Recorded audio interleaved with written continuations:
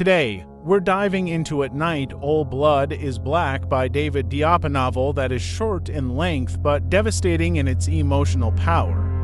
This book grabs you from the very first page and doesn't let go, delivering a story that is haunting, poetic, and deeply unsettling. It follows a young Senegalese soldier fighting for the French colonial army during World War I. In the chaos of the battlefield, his closest friend is gravely injured, suffering in unimaginable pain. In his final moments, his friend begs him, pleads with him to end his suffering. But our protagonist cannot bring himself to do it. That split-second decision becomes the turning point for everything that follows. What unfolds is the story of a man consumed by grief, guilt, and the horrors of war. It's a tale of madness and humanity's capacity for both cruelty and compassion. Diop's writing is visceral. It gets under your skin with its rawness and lyricism, unflinchingly exploring the psychological toll of war and the struggles of identity under colonial rule. This novel doesn't just tell a story, it forces you to confront the darker corners of the human mind. It's disturbing, yes, but also deeply poignant and unforgettable. Let's talk about it. In the trench, I lived like the others, I drank, I ate like the others. Sometimes I sang like the others. I sang off key and everyone laughed when I sang. They would say, "Unimaginable, you can't sing." They made fun of me a little, but they respected me. They didn't know what I thought of them. I found them foolish, I found them idiotic because they didn't think about anything. Soldiers, black or white, who always say yes when commanded to leave the shelter of their trench to attack the enemy. Defenseless, it's yes when told to play the savage to scare off the enemy. It's yes, the captain told them that the enemy was afraid of savage Negroes, cannibals, Zulus, and they laughed. They're content if the enemy on the other side is afraid of them. They're content to forget their own fear. So, when they leap from the trench, their rifles in their left hands and their machetes in their right, hurling themselves out of the earth's belly, they do so with eyes like madmen.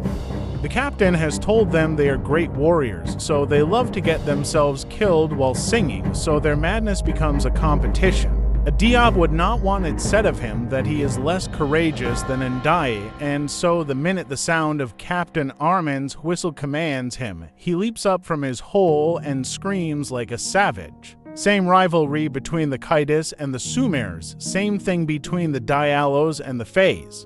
The Canes and the Thunes, the Dianes, the Kurumis, the Bays, the Facalis, the Sauls, the Dings, the Seks, the Kos, the Sisses, the Ndowers, the Tours, the Kamaras, the Bus, the Falls, the Cullibalis. The Songhos, the Seas, the Sissokos, the Drames, the Trores, they will all die without thinking because Captain Armand has said to them, "You, the chocolates of Black Africa, are naturally the bravest of the brave. France admires you and is grateful. The papers talk only of your exploits." So they love to sprint onto the battlefield to be beautifully massacred while screaming like madman, regulation rifle in the left hand and savage machete in the right. But I, Alfa Ndiaye, I understand the true meaning of the captain's words. No one knows what I think. I am free to think whatever I want. And what I think is that people don't want me to think. The unthinkable is what is hidden behind the captain's words. The captain's France needs for us to play the savage when it suits them. They need for us to be savage because the enemy is afraid of our machetes. I know, I understand, it's no more complicated than that. The captain's France needs our savagery, and because we are obedient, myself and the others, we play the savage. We slash the enemy's flesh, we maim, we decapitate, we disembowel. The only difference between my friends the Tukulers and the Sarares, the Bambaras and the Malinks, the Suses, the Houses, the Mosses, the Marcas, the Saninks, the Senefos, the Bobos, and the other Wolofs, the only difference between them and me is that I became savage intentionally. They play a role only when they crawl out from the earth, but I play a role only with them inside our sheltering trench. In their company, I laughed and I even sang off-key, but they respected me. As soon as I left the trench sprinting, as soon as the trench birthed me and I began to scream, the enemy was in trouble. I never retreated when a retreat was called. I would return to the trench in my own time. The captain knew this. He let it happen, amazed when I would return each time alive, smiling. He let it happen even when I returned late because I would bring trophies back to the trench. I brought back the spoils of a savage war. I brought back, at the end of every battle, in the dark night or in the night bathed in moonlight and blood, an enemy rifle, along with the hand that went with it. The hand that had carried it, the hand that had gripped it, the hand that had cleaned it, discharged it, and reloaded it. So, when the retreat was sounded, the captain and my trenchmates who had come back to bury themselves alive in the damp protection of our trench asked themselves questions. First, will Alfa Ndiaye come back to us alive? Second, will Alfa Ndiaye come back with an enemy rifle and the hand that carried it? And I always came back to the Earth's womb after the others, sometimes under enemy fire, whether it was windy or raining or snowing, as the captain said. And I always brought an enemy rifle and the hand that had carried it, gripped it, cleaned it, greased it, the hand that had loaded it, discharged it, and reloaded it. And the captain and my surviving trenchmates who always asked themselves those two questions on the evenings of attacks were pleased when they heard shots and enemy cries. They would say to each other, well, Alfa Ndiaye must be on his way home. But will he bring back a rifle and the severed hand that goes with it? A rifle, a hand, home with my trophies. I saw that they were very, very pleased with me. They saved food for me. They saved bits of tobacco. They were truly so pleased to see me come back that they never asked me how I did it, how I captured the enemy rifle and the severed hand. They were so pleased that I'd come back because they liked me. I had become their totem. The hands confirmed for them that they were still alive for one more day. Nor did they ever ask me what I had done with the rest of the body. How I had captured the enemy, that didn't interest them, nor how I'd cut off the hand. What interested them was the result, the savagery. And they laughed with me, thinking that for some time now the enemies on the other side must be very, very afraid, imagining their own hands being severed. And still, my captain and my trenchmates didn't know how I captured them and what I did with the rest of their bodies after. They couldn't imagine even a fraction of what I did to the bodies. They couldn't imagine even a fraction of the fear felt by the enemies on the other side. When I leave the belly of the earth, I am inhuman by choice. I become a little inhuman. Not because the captain commanded me to, but because I have thought it and willed it. When I leap, shrieking, from the earth's womb, I do not intend to kill multiple enemies from the other side, but to kill just one, in my own way, calmly, deliberately, slowly. When I emerge from the earth, my rifle in my left hand and my machete in my right, I'm not concerned about my trenchmates.